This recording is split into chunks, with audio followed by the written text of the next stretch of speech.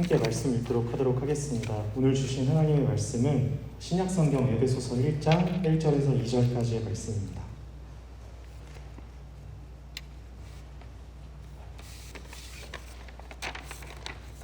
신약성경 에베소서 1장 1절에서 2절까지의 말씀입니다.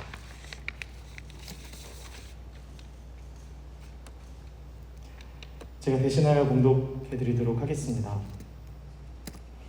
하나님의 뜻으로 말미암아 그리스도 예수의 사도된 바울은 에베소에 있는 성도들과 그리스도 예수 안에 있는 신실한 자들에게 편지하노니 하나님 우리 아버지와 주 예수 그리스도로부터 은혜와 평강이 너희에게 있을지어다.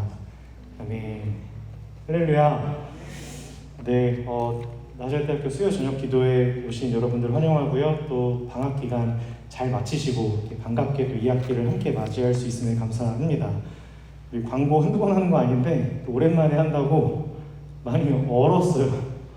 우리 광고해준 우리 권준 우리 형제를 위해서 박경혜 박사 해주시도록. 네. AI인 줄 알았어요. 간절히 소망합니다. 계속 그래가지고 많이 긴장됐구나 그런 생각이 들었는데 네, 함께 예배 드릴 수 있음에 너무 감사하고요. 오늘 함께 말씀을 나누기 전에 먼저 좀 서로의 안부와 마음을 나눌 수 있는 저희 수요 저녁 기도에만 우리 함께 좀 나눌 수 있는 그런 묘미이기도 한데요. 좀 나눔의 시간을 좀 가지고 오늘은 말씀을 함께 좀 나눠보려고 합니다. 혹시 같이 오신 분들 계시다면요, 그 같이 오신 분과 짝을 좀 해주시면 좋을 것 같고요. 혹시 혼자 오신 분이 계시다면 저희 12사도 인원들께서 잘 파악을 좀 해주셔가지고 우리 둘씩 정도만 좀 짜게 지어도 좋을 것 같으니까요. 지금 우리 은지는 감정으로 도와주시고 한번 자리를 좀 이동해 주셔서 혹시 우리 예배팀 인원들은 한번 담대하게 한번 좀 훑어봐 주셔서 혹시 주변에 혼자 앉아 계신 분들 좀 계시다면 앉아주시면 감사하겠습니다. 네, 감사합니다. 네, 혼자 오셨다고 하는데 꼭 뭐 두 분 아니셔도 괜찮으니까요. 둘, 셋 이렇게 한번 짝을 지어주셔서요. 네, 혹시 처음 나누게 되시는 뭐 그런 관계도 있으실 수 있을 것 같아서 조금 어색하실 수 있을지 모르겠는데요. 그래도 마음을 나누어 볼 수 있는 좀 그런 시간을 가지고 오늘 함께 좀 예배하면 좋겠는데요. 어떤 주제를 가지고 좀 나눔을 해주시면 좋겠냐면요. 그리스도인으로 좀 살아가면서 좀 내가 가장 좀 어려운 것이 있다면, 내가 뭐 그냥 사는 것도 힘든데 하나님의 자녀로 부름받은 그리스도인으로 살아간다고 할 때 좀 나에게 있어서 좀 이런 부분들이 참 아직도 잘 이렇게 적응이 되지 않고, 좀 아무리 훈련을 했다고 생각하고 또 잘 넘겨왔다고 생각했는데 이런 것들이 참 내가 그리스도인이라는 그런 정체성을 가지고 살아가는 것에 참 어려움이 되는 것 같아요 라는 것, 무거운 주제일 수 있지만 오늘 또 말씀과 일맥상통하고요. 또 그 마음들 가지고 오늘 함께 기도도 할 수 있었으면 좋겠거든요. 제가 긴 시간 드리지 않습니다. 딱 10분만 드릴 거기 때문에요. 우리 그렇게 혹시 좀 통성명이 필요하신 분들은 간단하게 뭐 학과랑 이름 정도만 나누어 주시고 그렇게 용기를 내서 먼저 아무나 이렇게 말씀을 터주시면 너무 좋을 것 같습니다. 지금부터 시작 10분을 제가 드리도록 하겠습니다. 네, 시작 나눠주시면 감사하겠습니다.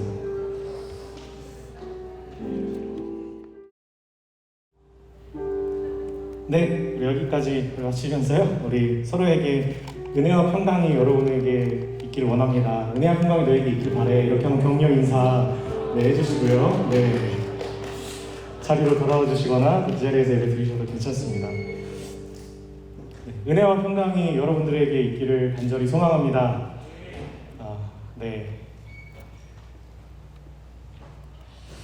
이렇게 나눔을 할 때마다 저 스스로도 더 이렇게 감사하면서 또 조금 더 소망하게 되는 건 이렇게 하나님께 더 기도할 수 있었으면 좋겠다.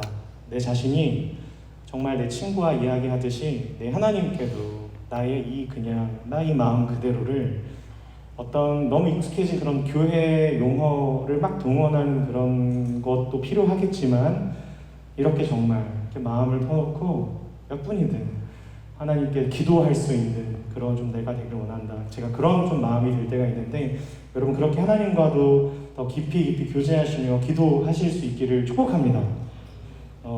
오늘 이 말씀 또 함께 우리가 나눈 인사는 바울이 쓴 어느 서신서에서나 흔히 볼 수 있는 인사이고요. 바울은 언제나 그 시작 인사말을 은혜와 평강이 너희에게 있을지어다 라고 건네했거든요. 왜냐하면 은혜와 평강은 우리 믿는 자들에게 가장 중요한 가치이기 때문입니다. 유대인들은 뭐라고 인사하는지 혹시 아시죠? 뭐라고 인사하죠? 샬롬, 이 샬롬 평강입니다. TMI면 구약시대 때 그 샬롬이라는 이름을 가진 왕 솔로몬이죠. 여러분 솔로몬, 샬롬 같은 어근을 가진 이름이고요. 그래서 솔로몬의 뜻은 평화의 왕입니다.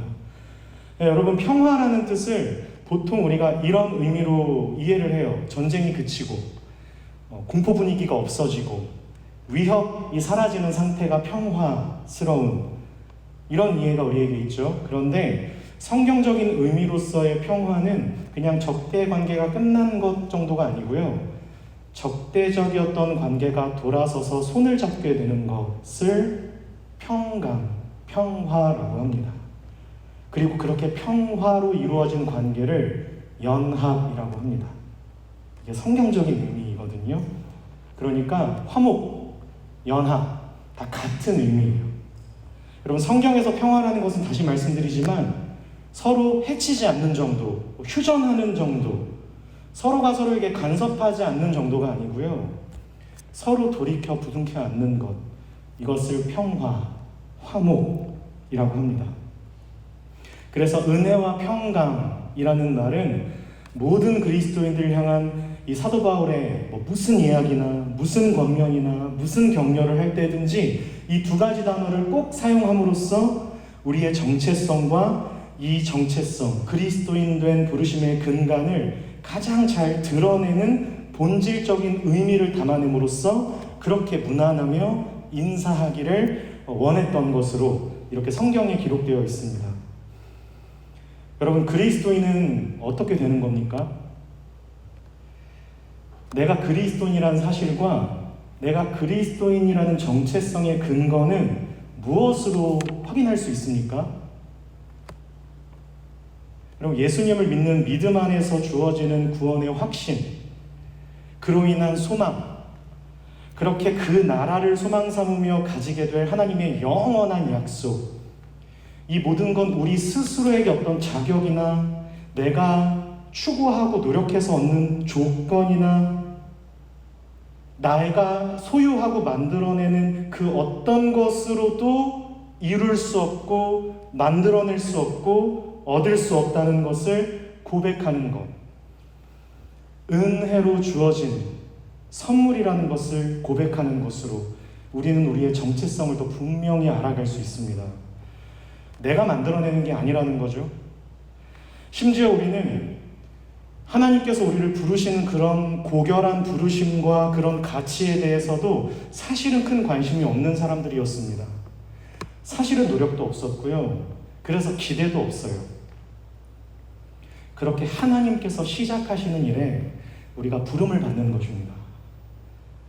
그럼 여러분 무엇으로 부름을 받고 무엇으로의 부름을 받고 무엇에 대하여 소망을 가질 수 있게 되며 우리는 사실 아무런 준비도 하지 않고 노력도 없었던 그 무엇을 은혜로 무엇을 얻는 것입니까?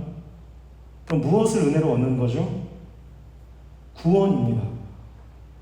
여러분 평강이라는 본질적인 의미는 돌이켜서 서로 부둥켜 안는 것이라고 했어요. 그럼 누구와의 화해입니까? 누구와 화목하게 되는 것입니까? 원수되었던 본질상 적대적인 관계였던 누구와 화목해 되어서 그의 손을 잡을 수 있게 된 겁니까? 하나님과 화목하게 되었습니다. 여러분 이것이 첫 번째입니다. 우리 에베소서 1장 2절 말씀 우리 다시 한번 읽어보도록 하겠습니다. 함께 읽습니다. 시작. 하나님 우리 아버지와 주 예수 그리스도로부터 은혜와 평강이 너희에게 있을지어다. 아멘. 여러분 그분과의 평강이에요.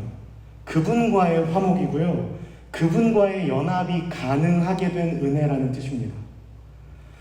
이 성경이 말씀하고자 하는 분명한 사실, 사도 바울이 매 서신서마다 이 인사말을 거의 빼놓지 않고 기록했던 이유는 우리 모든 사람, 저와 여러분 모두는 단 한 사람도 예외 없이 그 어떤 누구도 평강, 안식, 샬롬을 누릴 수 없는 본질상 진노의 자식으로서 오직 그분의 용납과 오직 그분의 용서를 통하여 하나님과 다시 화목하게 되어야만 했던, 우리는 사실 그분과 적대적 관계에 놓였었던 존재라는 사실을 지금 사실 사도 바울이 먼저 지적하고 있는 것입니다. 하나님이 나의 편이 아니셨던 거예요. 도리어 우리는 그분과 원수되었던 자들이었어요. 그래서 누구도 도울 수 없는 거예요. 누구도 건져낼 수 없어요. 그러한 우리의 절망적인 상태, 하나님이 내 편이 아니시기 때문에 맞닥뜨린 죽음의 상태로부터 그분이 먼저 은혜를 베푸신 까닭으로 우리가 하나님과 화목하게 될 수 있었으며 참된 평강, 샬롬, 연합을 통하여 생명으로서의 소망을 가진 존재가 되었다는 것, 여러분 이것을 믿는 그 믿음만이 평강의 참 의미를 누릴 수 있게 합니다. 여러분 이것이 저와 여러분들이 그리스도인이 될 수 있는 유일한 근거이자 이유입니다. 그분의 은혜입니다. 복음을 설명하는 말씀 중에 여러 말씀이 있지만 요한복음 몇 장 몇 절이 탁 떠오르시죠? 3장 16절이요. 그래서 이 무게감 때문에 사실은 그 장의 다른 구절들이 조금 등한시되는 경향도 있어요. 그래서 저 다음 절을 좀 한번 같이 찾아볼 수 있었으면 좋겠는데요. 우리 요한복음 3장 17절을 함께 찾아보도록 하겠습니다. 신약성경 요한복음 3장 17절입니다. 제가 가진 성경책은 신약성경 146페이지 어간에 있고요. 우리 다 찾으신 줄로 알고 3장 17절을 함께 읽겠습니다. 시작! 하나님이 그 아들을 세상에 보내신 것을 세상을 심판하려 하심이 아니요 그로 말미암아 세상이 구원을 받게 하려 하십니다. 아멘. 여러분 이것을 은혜라고 합니다. 예수 그리스도를 우리에게 보내셔서 우리를 심판하시려는 것이 아니라 우리를 구원하시려는 것이 목적이시라고 해요. 근데 이게 왜 은혜가 되죠? 이게 왜 은혜입니까? 18절 19절입니다. 그를 믿는 자는 심판을 받지 아니하는 것이요 믿지 아니하는 자는 하나님의 독생자의 이름을 믿지 아니하므로 벌써 심판을 받은 것이니라. 그 정죄는 이것이니 곧 빛이 세상에 왔으되 사람들이 자기 행위가 악함으로 빛보다 어둠을 더 사랑한 것이니라. 아멘. 여러분 이 땅을 보시고 이 땅에 예수님을 보내셔서 여러분 이런 게 아니에요. 너희들 내가 보낼 테니까 믿으면 구원이고 안 믿으면 지옥이야. 너희들이 선택하는 거야. 이런 게 아니라는 거예요. 그렇게 선택권을 만약에 두신 거라면 아무도 구원을 받을 수 없어요. 빛이 왔지만 오늘 말씀에 의하면 빛보다 우리는 무엇을 더 사랑하는 존재가 됐어요? 어둠을 더 사랑한대요. 빛보다 어둠을 더 의존해요. 완전한 절망이에요. 인간은 언제나 그랬어요. 빛과 어둠 중에 좋은 걸 선택할 수 있는 능력 자체를 상실했어요. 왜요? 아무도 빛을 깨닫지 못하기 때문에요. 여러분 그러한 우리의 실존을, 좀 어려운 표현이지만 우리의 그런 실존을 그래서 성경은 죄인이라고 표현합니다. 여러분 이것이 죄인입니다. 빛을 몰라요. 어둠을 더 사랑해요. 그게 우리의 본질적인 상태였어요. 죄악으로 말미암은. 여러분 예수님을 믿는다는 것을 우리가 조금 잘 이해하고 생각해 볼 필요가 있거든요. 내가 예수님을 선택한다는 차원에서의 믿음이 아니라는 거예요. 왜냐하면 우리는 빛을 선택할 수조차 없기 때문에. 예수님을 십자가에 못 박는 사람들은, 그 당시 예수님을 십자가에 못 박았던 사람들은 하나님이 택하셨던 이스라엘 백성들이었고요. 그리고 그 제자들은 한 사람도 빠짐없이 다 도망쳤어요. 인간은 빛보다 어둠을 더 사랑하는 상태가 되었기 때문이에요. 그래서 아무도 예수님을 믿은 것이 아니라 모두 다 예수님을 못 박아 죽였습니다. 이것이 성경의 증언입니다. 아무도 스스로 구원에 이를 수 없듯이 우리는 여전히 예수님이 필요한 게 아니에요. 여러분, 정말 이 땅 가운데 예수님의 그리스도의 마음을 품은 빛과 소금의 역할을 감당하는 사람이 되는 것이 진짜 정말 우리의 본능적인 소원이라고 할 수 있습니까?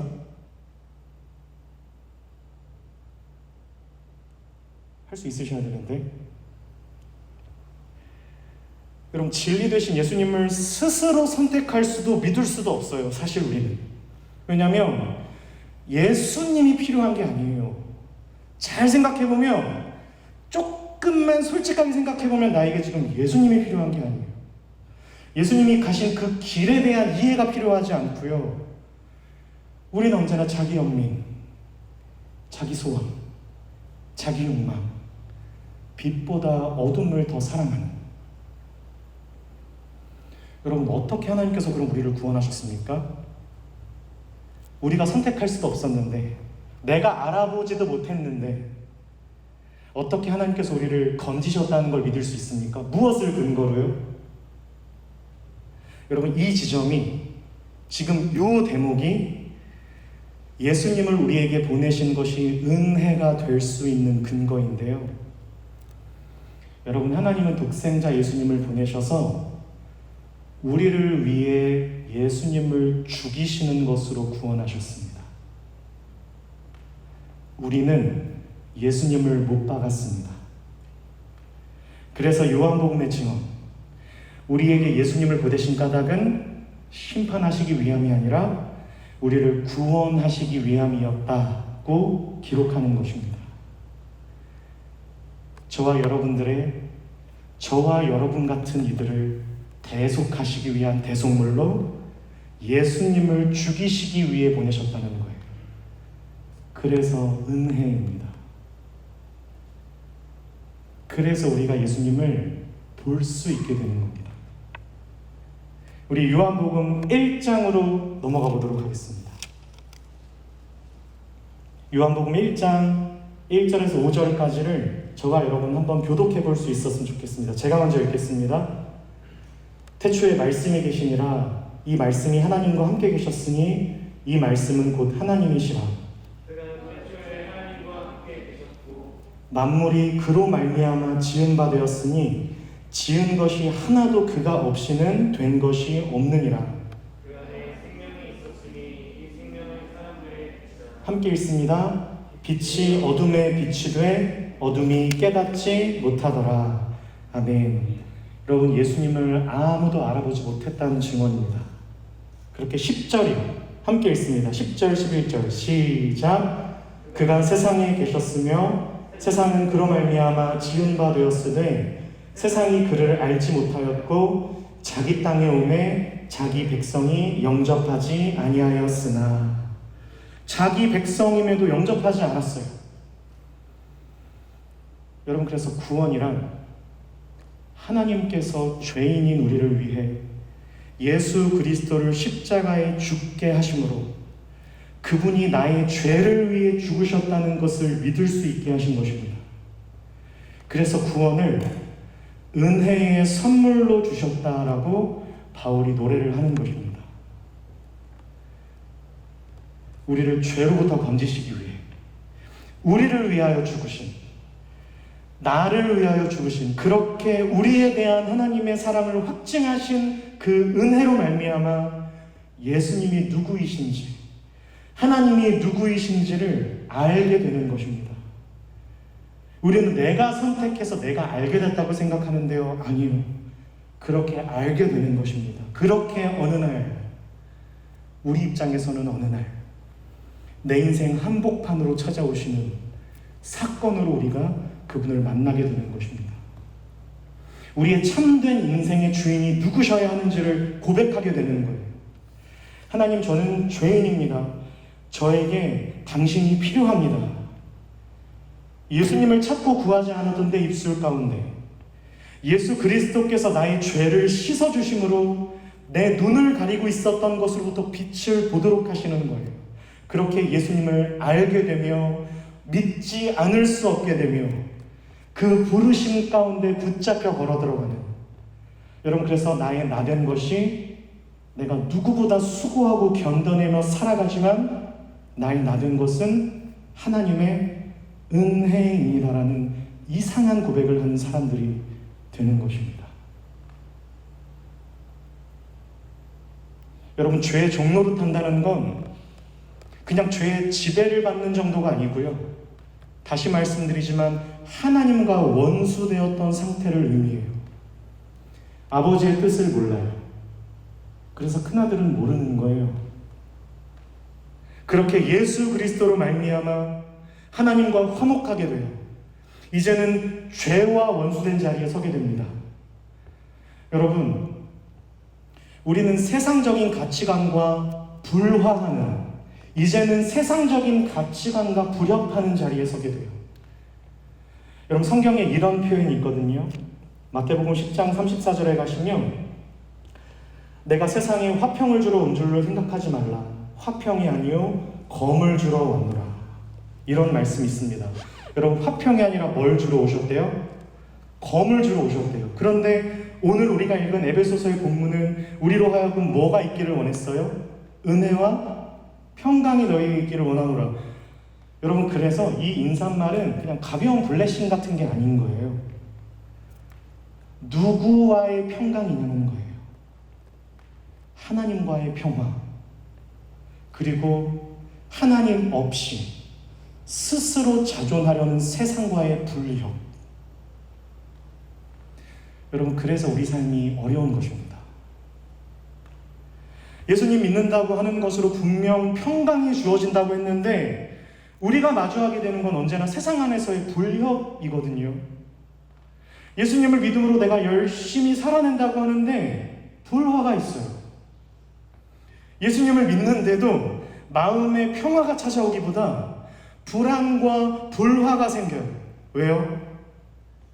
예수 그리스도를 믿는 믿음 안에 은혜로 살아가게 되었음에도 불구하고 내 안에 여전히 가득한 나의 뜻, 나의 소망, 나의 기대를 가지고 평강하려고 하니까 불협이 생길 수밖에 없어요. 그리고 또 믿음 안에서 살아가게 되었기 때문에 여전히 하나님과 원수된 불화하려는 세상 한복판에서 마주하게 되는 불협을 경험할 수밖에 없게 된 그런 존재가 된 거예요. 예수님을 믿는 믿음이 주는 불협이 아니고요, 예수님을 믿는 믿음으로 생겨나는 불협입니다. 여러분, 우리가 하나님 안에서 평강을 누리고자 한다고 할 때, 하나님 안에서 참된 안식과 그 소망을 삼아서 감사하길 원한다고 할 때 아주 많이 오해하고 살아왔던 지점일 수도 있어요. 사랑하는 나사렛 대학교 우리 귀한 예배자 여러분, 말씀에 사로잡혀 그 말씀으로 걸음을 내디우려고 하는 자들은 그래서 그 삶이 때로는 위태위태하게 느껴질 수가 있어요. 도리어 예수 그리스도를 믿는 믿음 안에서 겸손히 배우며 자라가고 있는 자녀라고 하면서도 아무런 불협이 없고 가치관의 충돌도 없고 혼란스러운 질문도 없고 모호한 선택의 기로에서 주저하는 일도 없고 잘 알고 있다고 여겼는데 스스로에 대해 아무것도 아는 것이 없다는 것을 깨닫는 상실감이 없는 사람은 도리어 그런 사람은 아주 잘못되었거나 사실 거짓말하는 거예요. 어떤 의미로 세상이 조금씩 점점 이상하게 느껴지셔야 돼요. 무슨 말이냐면 정말 세상에 쉬운 일이 하나도 없고 사람이 싫어지고 어쩔 땐 막 답답해지셔야 돼요. 빛을 깨달아 어둠으로부터 건져진 자로서의 감각을 가지게 되었기 때문입니다. 여러분, 그래서 하나님께서 주시는 근심은 세상이 주는 근심과 다르다는 그런 허무맹랑한 것 같은 얘기가 있는 거예요. 여러분, 정말 믿으시길 바랍니다. 하나님께서 주시는 근심은 이 세상이 주는 근심과는 다릅니다. 왜 나에게 사랑이 필요한지, 왜 용서하는 것 외에는 내가 갈 곳이 없는지 그냥 시원하게 저주하고 싶은데 용서하지 않고서는 갈 곳이 없어지는, 그토록 스스로 바라고 원하던 내 소망과 기대로부터 도망쳐 내가 왜 저 십자가의 그늘 아래로 피해야 하는지를 알아가게 되는 겁니다. 미룰 수 없고요, 대충 살 수도 없고요, 모른 척 할 수도 없는 그런 존재가 되어가는 것. 여러분, 그것이 은혜와 평강 안에 있는 그리스도인들의 시작일 수 있습니다. 할렐루야. 우리 에베소서 말씀으로 다시 한번 넘어오길 원하는데요, 우리 에베소서 2장 말씀을 한번 같이 찾아주시면 감사하겠습니다.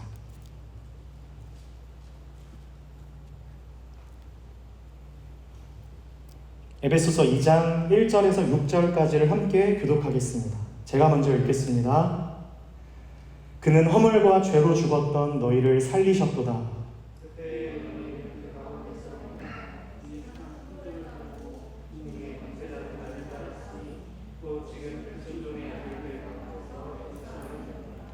전에는 우리도 다 그 가운데서 우리 육체의 욕심을 따라 지내며 육체의 마음에 원하는 것을 하여 다른 이들과 같이 본질상 진노의 자녀이었더니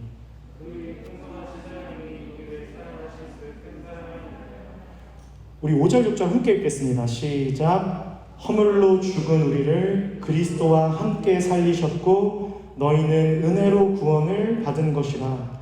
또 함께 일으키사 그리스도 예수 안에서 함께 하늘에 앉히시니. 아멘. 할렐루야. 여러분, 이 말씀에 의하면 우리는 모두 죽어 있었어요. 아무도 하나님을 알지 못했다는 거예요. 불화할 것도 없어요. 그냥 살았어요.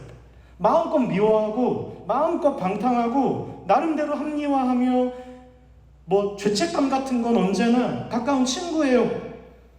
그런 통증과 불합리함, 그러한 상실감은 인간사 누구에게나 주어진 원죄잖아요. 그러니까 억울할 필요도 없고 크게 연연할 필요도 없어요.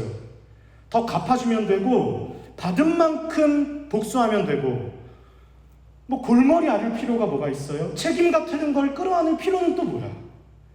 무시하고 미련 없이 떠나고 버리면 될 일이었어요.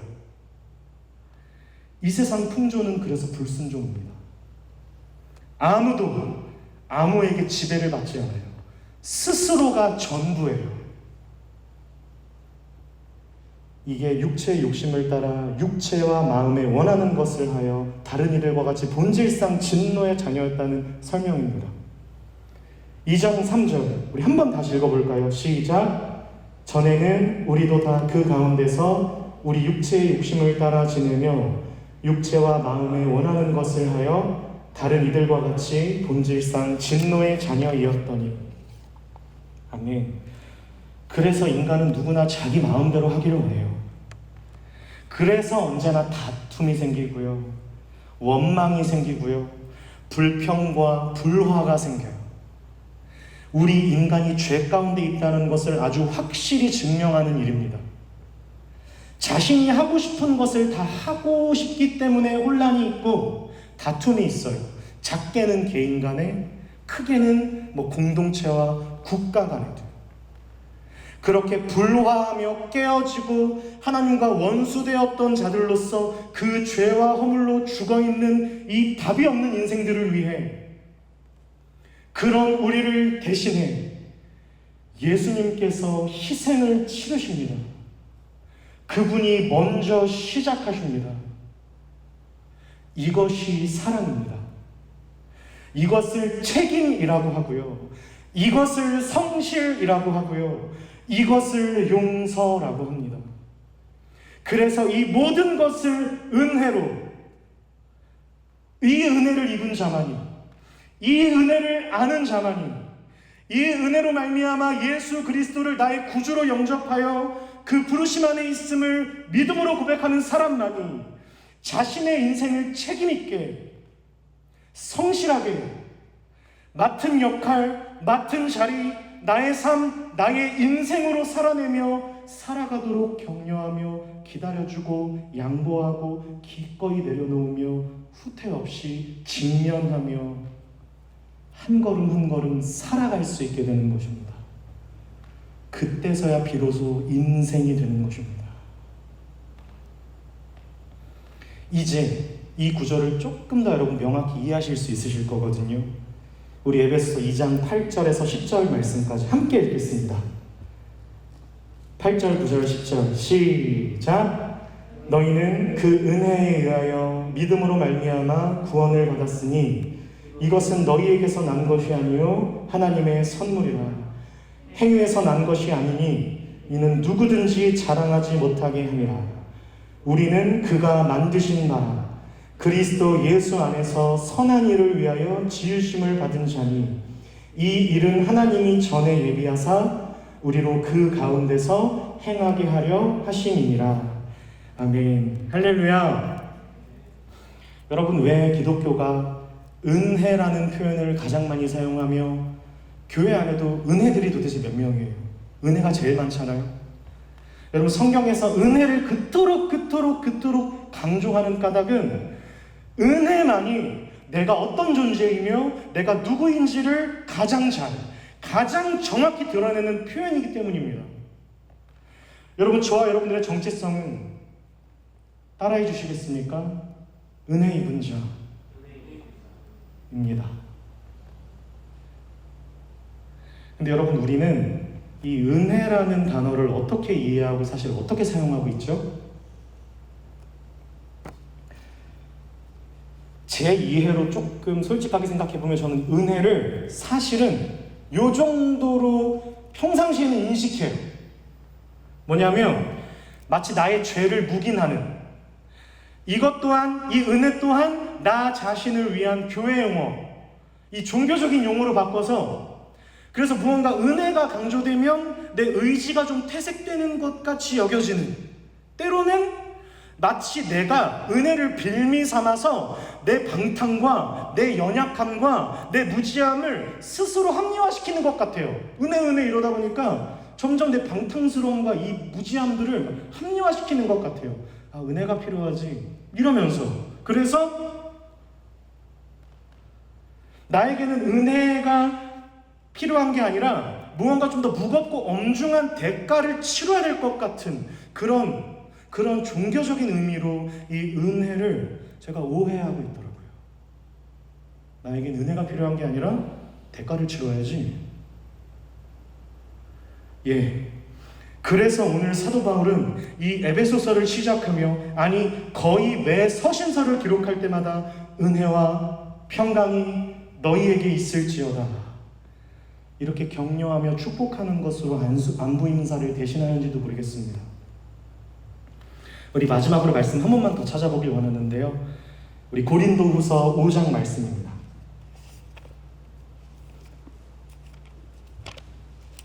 신약성경 고린도후서 5장 14절 말씀입니다.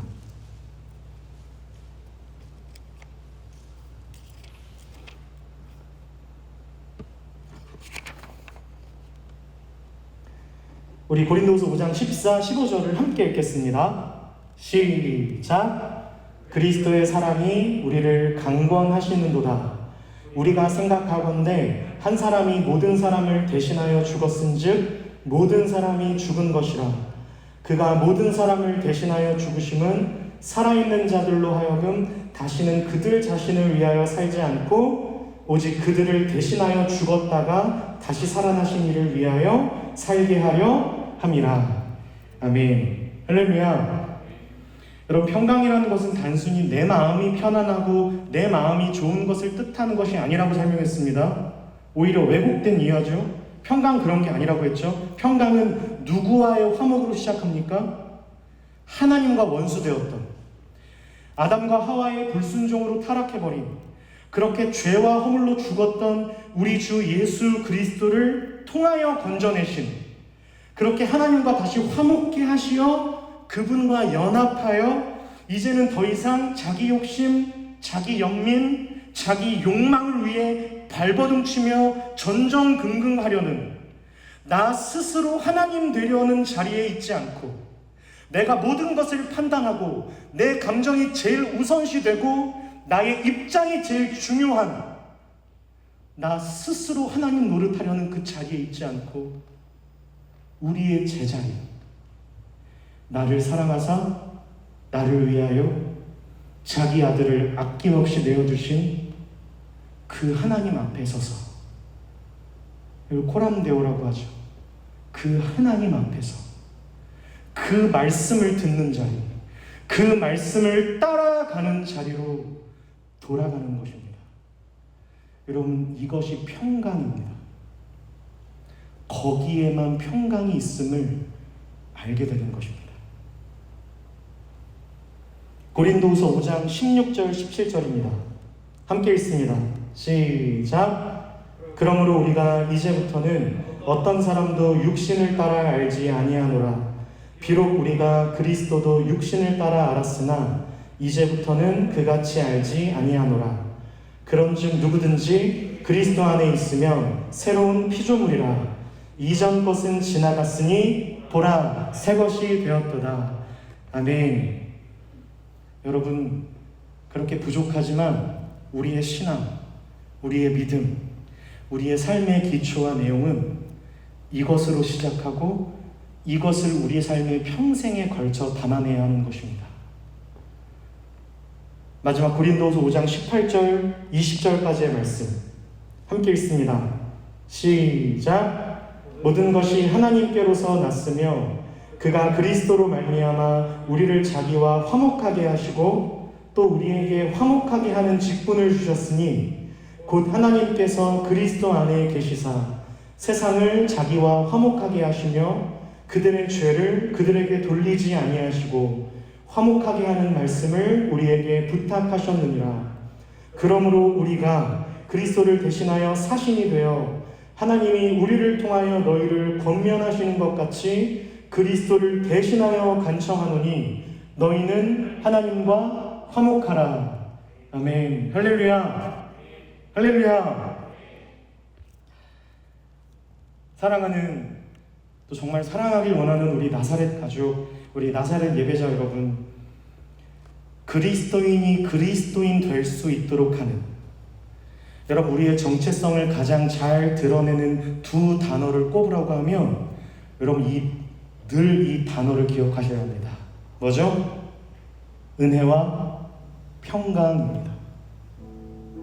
여러분, 하나님과 화목하셔야 합니다. 그 사람이 아니에요. 여러분, 하나님과 화목하셔야 합니다. 그 자리가 아니에요. 속지 마세요.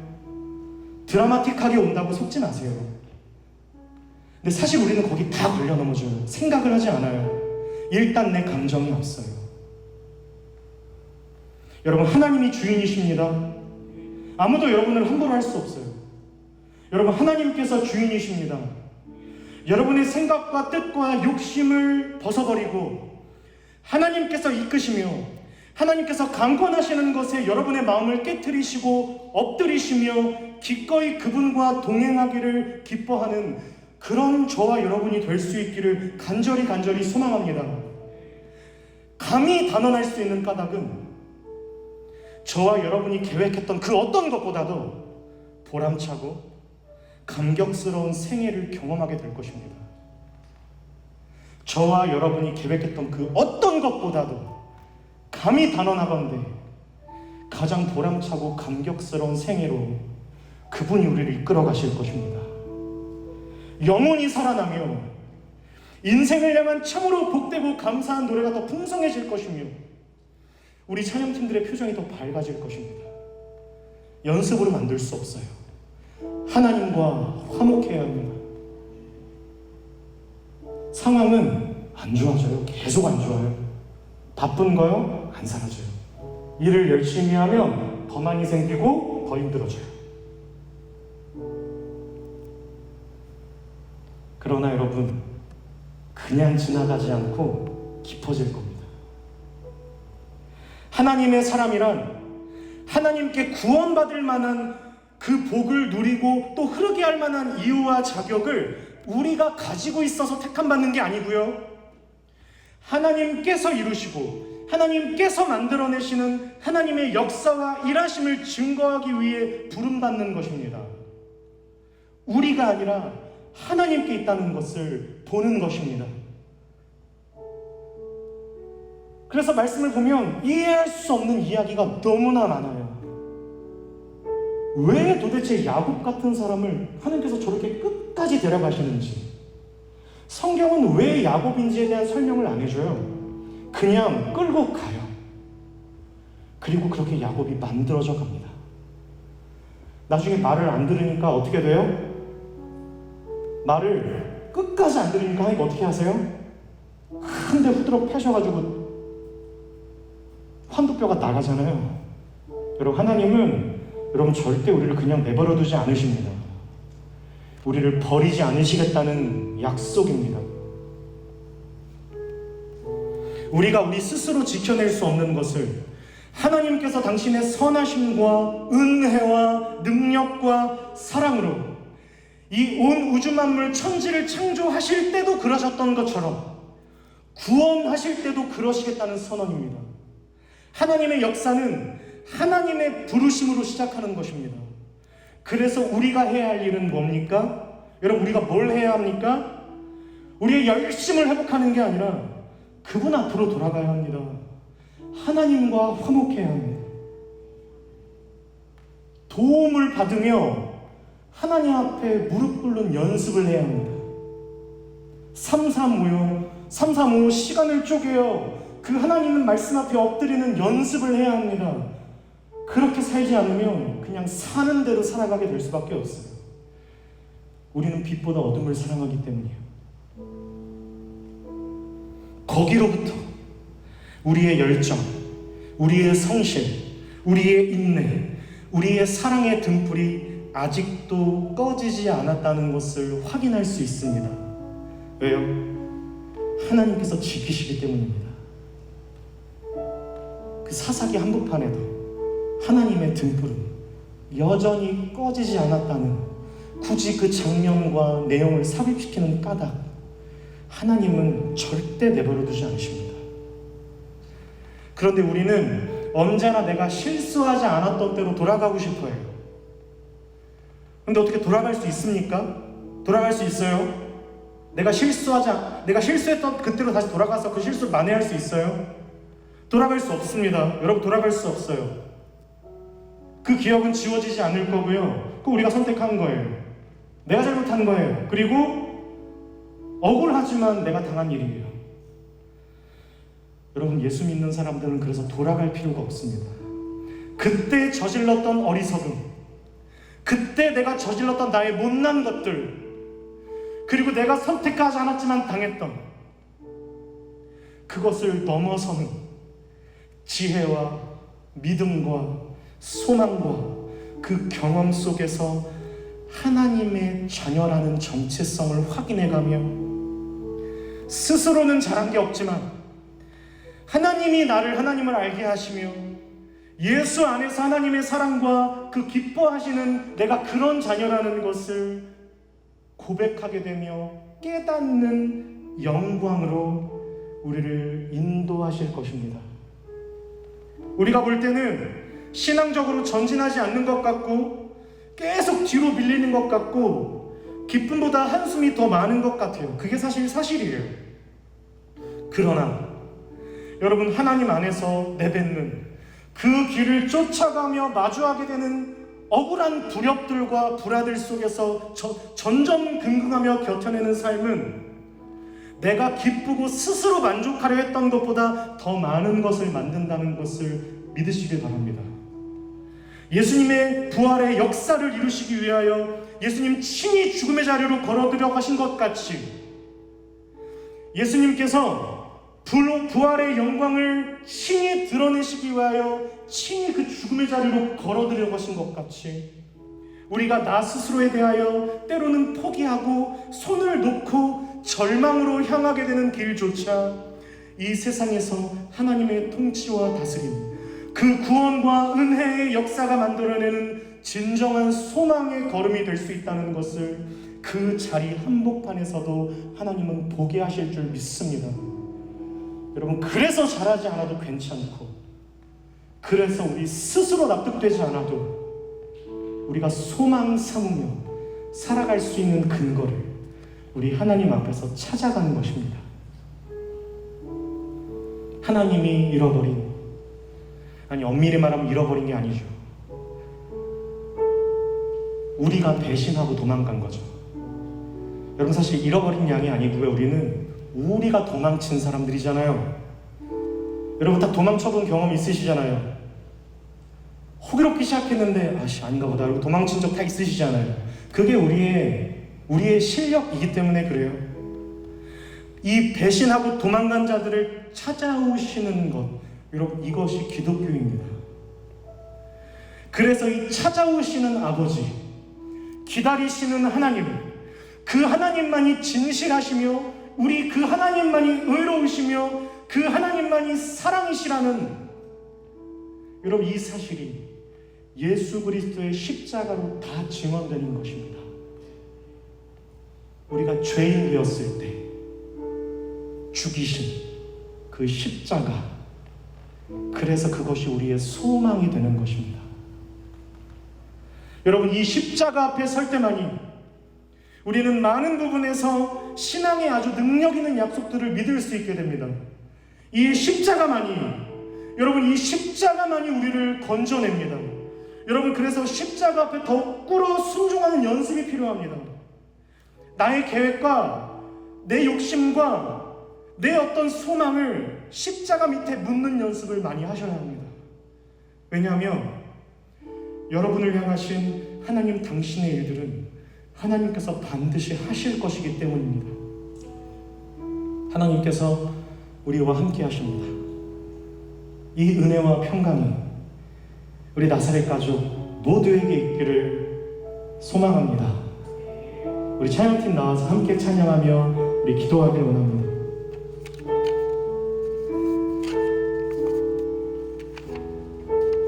여러분, 함께 이렇게 고백해 볼까요? 나 가진 짐은 없으나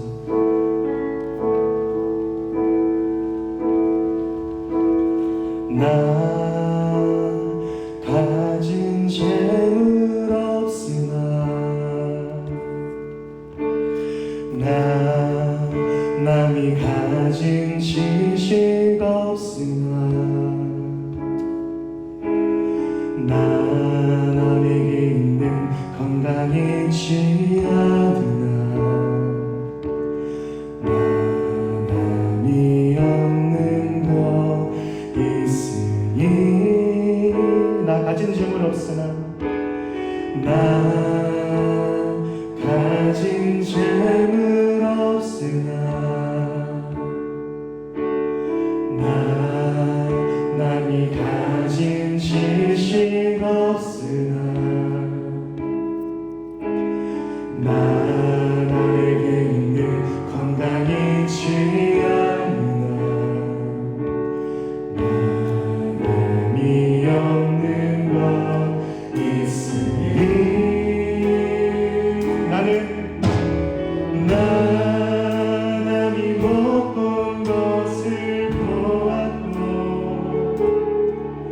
나 남이 듣지 못하는 음성 들었고 남이 가지 못한 사랑하고 남이 모르는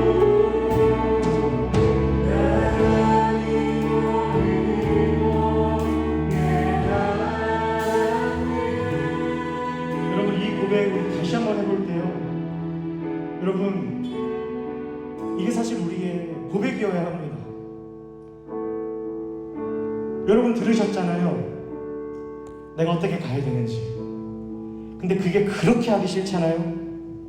여러분 사실 보셨잖아요. 어떻게 가야 되는 건지. 그런데 그렇게 가고 싶지 않잖아요.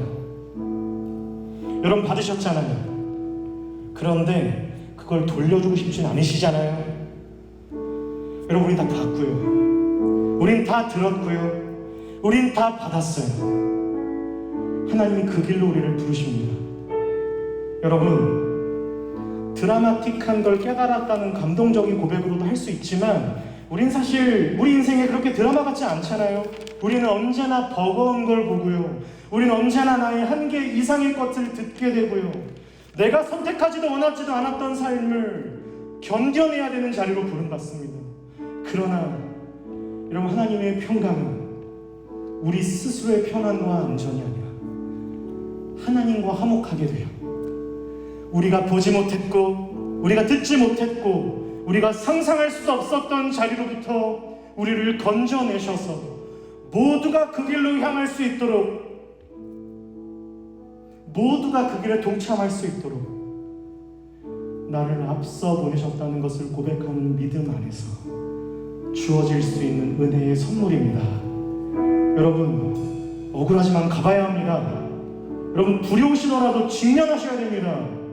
여러분, 너무 욕심이 생기시겠지만 잠깐 내려놓으십시오. 그것이 내가 내 스스로 영위하려고 하는 평안과 안식보다 더 큰 소망으로 우리를 채우실 것입니다.